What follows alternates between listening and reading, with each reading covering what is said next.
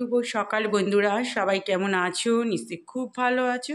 আমিও আছি। এই যে সকাল সকাল দেখো, ছাদে খুব একটা আসি না, একটু আসলাম সকালবেলা। এই দেখো সূর্যের তেজ দেখো, সকালে যদি এরকম থাকে বেলায় কি হবে বলো তোমরা। তারপর দেখো নিচে নামলাম, তোমাদের দাদাভাই তো বেরিয়ে গেছে। এই যে আমার তো কাজ তো করতেই হবে, থেমে থাকলে তো চলবে না। কাজ ছাড়া আমাদের মতো সংসারী বউদের আর কি আছে বলো, ঘরের বউদের। এই যে ঘরগুলো সব ঝাড় দিয়ে নিচ্ছি একটা একটা করে। মেয়ে পড়ছিল, একটু ওয়াশরুমে গেছে, আমি ভাবলাম তাহলে ওর ঘরটাই আগে শুরু করি, ঘর ঝাড় দেওয়া এখান থেকেই শুরু করি, সুবিধা হবে। নাহলে ওকে বলতে একটু চেয়ারটা সরা, একটু ওঠ, এগুলো বলতে ও রেগে যায়। আমি বলি মাঝে মাঝে, তুই সন্ধ্যেবেলা টিফিন খাস, মুড়ি টুড়ি দিলে তো মানে যাই দিই একটু পড়েই যাচ্ছে দেখছি। ওই জন্য আমি বলি একটু শর্ট, কিছু না কিছু তো তোর ঘরে পাওয়াই যাবে, কাগজের টুকরো টুকরো কিছু। তারপরে দেখো ঘরটার সমস্ত ঝাড় ফাড় মোচা টোচা হয়ে গেছে, অনেকটাই কাজ করেছি। এবার টিফিনও খাওয়া হয়ে গেছে, এই যে রান্না থেকে আবার ভিডিওটা স্টার্ট করলাম করা। এই যে দেখো এদিকে জানলা দিয়ে এত রোদ আসতে বলে রাগে বন্ধ করে দিয়েছি, প্রচণ্ড গরম লাগছে। ঢ্যাঁড়স আলুর তরকারি করছি আর একটু পাঁচফোড়ন সোমবার দিয়ে। আসলে এই তরকারিটা না একটু পেঁয়াজ দিলে খুব ভালো হয়, কিন্তু এখন তো আর ওই সব দিতে পারবো না, ওই জন্য এইভাবেই করছি। কিছু করার নেই, এইভাবেই খেতে হবে। আর কী যে নিরামিষ করব, মানে রান্নাঘরে আসলেই মাথা খারাপ হয়ে যায় আমার। একবার সকালবেলা তোমাদের দাদাভাইকে উদ্ধার করে দিলাম, তারপর আবার এরকম। দেখো এই অল্প একটু জিরে গুঁড়ো ধনে গুঁড়ো দিলাম, নুন হলুদ একটু সামান্য রেড চিলি আর কাঁচা লঙ্কা চিড়ে দিয়েছি, আর 2-1টা চিনির দানা, বাস হয়ে গেছে আমার তরকারি।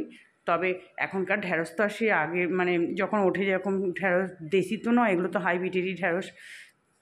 মোটামুটি হয়েছিল তরকারিটা, খুব ভালো আমি বলবো না, খেতে হচ্ছে, খাচ্ছি এখন। তবে এই তরকারিটা খুব ভালো হয়েছিল। এই যে দেখো পটল ভেজে নিয়েছি, সোয়াবিনগুলো আজকে একটু ভেজে নিলাম।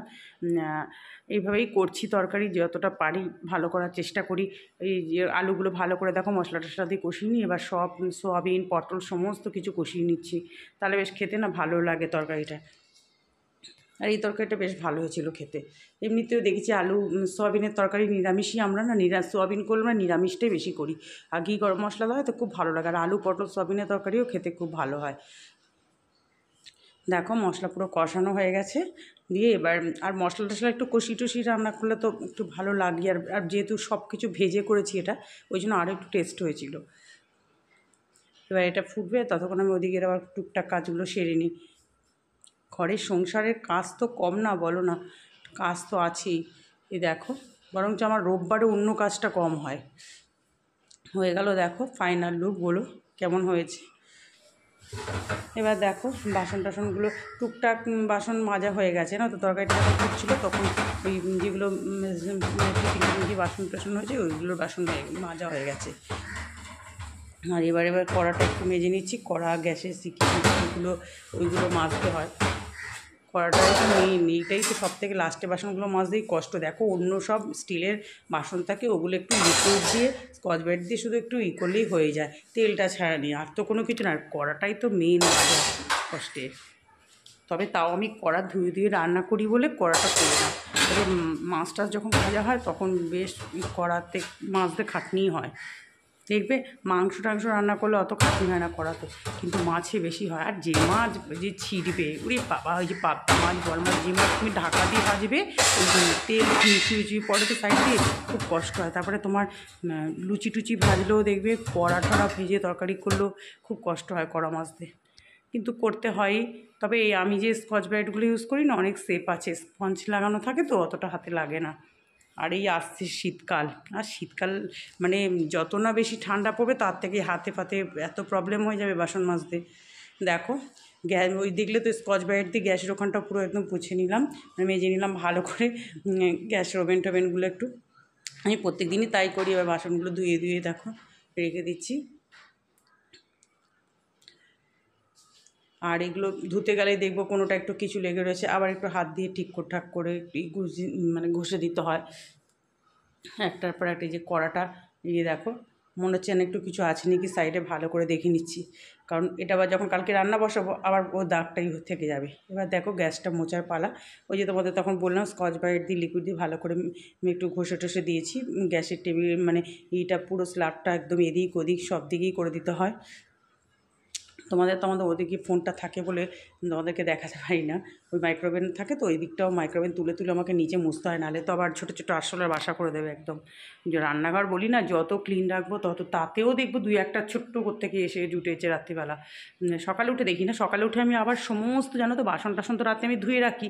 সকালে উঠে আমার কাজ হচ্ছে বাসনগুলো সব জায়গায় রেখে সমস্ত গ্যাসের স্ল্যাবটাকে পুরো পরিষ্কার করা, পরিষ্কার করে তারপর অফিসে রান্না করতে বসি। দেখো গ্যাসের ওভেন টোভেন এই চিমনিটা খুব ভালো করে একটু মুছে নিচ্ছি। চিমনির কন্টেনারটা একটু পরিষ্কার করতে হবে, কারণ একটু তেল জমে কন্টেনারে আছে দেখলাম। আনলাম থাক আজকে আর করবো না, কালকে দেখা যাবে। কারণ আর ইচ্ছে করে না, একটু বেলা হয়ে গেলে না আমার আর এইসব কাজগুলো, আর ওগুলো করতে গরম জলও করতে হবে, গরম জল ছাড়া হয় না। কন্টেনারটা করতেই হবে, কালকেই করে নেবো। টাইলস ফাইলসগুলো দেখো মুছে নিচ্ছি, নাহলে না করলে কন্টেনারটা যদি এরম মুছতে গিয়ে পড়ে যায় না, আর ওই পোড়া তেল বাপরে বাপ। এদিকে দেখো বেসিন টেসিন, আর দেখেছো কী আলো, চারিদিকে ভীষণ রোদ, ভীষণ মানে এত যেরকম গরম কি বলবো, মনে হচ্ছে জানো তো বন্ধুরা গরমকালে কাজ করছি, মানে বোঝাই যাচ্ছে না যে অক্টোবর মাস শেষ হতে চললো। বন্ধুরা স্নান করে একটু ছাদে আসলাম, 1:05 হবে হয়তো। কি রোদ, মানে আমি এই দুটো তারে মেলতে গিয়ে পুরো ঘেমে চান করে গেছি। বারান্দায়ও কিছু মেরে দিয়েছি, এদিক ওদিকে বক্সগুলোতে রোদ আসে ওখানেও দিয়ে দিয়েছি। কালকে থেকে তো আরও প্রচুর কাঁচা শুরু হবে, কাঁচা তো রোজই আছে। ওরে বাবা সূর্যের তেজটা দেখো শুধু, এত রোদ। থাকো বা রোদ উঠুক, আমার প্রচুর কাঁচা টাচা আছে। দেখো খেতে বসে গেলাম, একটু আলু ভাজা করেছিলাম সকালে, সে রয়ে গেছে, আর তরকারি সব নিয়ে বসে গেলাম। মেয়েকে একটু না বাসন্তী পোলাও করে দিয়েছি, ভাতটা কমিয়ে দিতে হবে, একদম কিছু খেতে চাইছে না। চলো খাওয়া দাওয়া করে নিই দুজনে।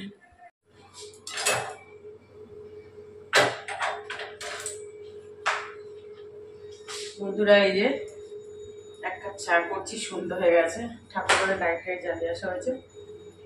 আর গাছের আজকেও কত নিচে যখন নিচে ঝাড় দিয়ে পেছন দিকে যেতে হয় তো একটু ওই হাত পা ধুতে, তা এবার কি জবা ফুল ফুটে আছে না, এত খারাপ লাগছে আমার ফুলগুলোর দিকে তাকালে, কি বলবো।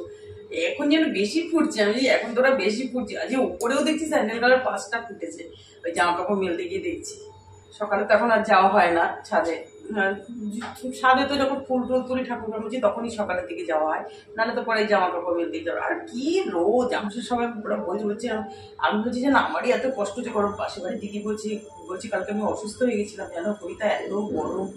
বলছি ও তাহলে সবারই, ও আবার বলছে তাহলে সবারই ওর এই সবার, মানে আমাদের তো রীতিমতো এসি চালাতে হচ্ছে রাতেবেলা, এত কষ্ট, প্রচন্ড রোদ আর এত গরম কি বলবো। তার উপরে তো একটু বেশি গরম লাগে আরো। চলো তাহলে ভিডিওটা এখানেই এন্ড করছি, সবাই ভালো থেকো, একটু সাবস্ক্রাইব করো।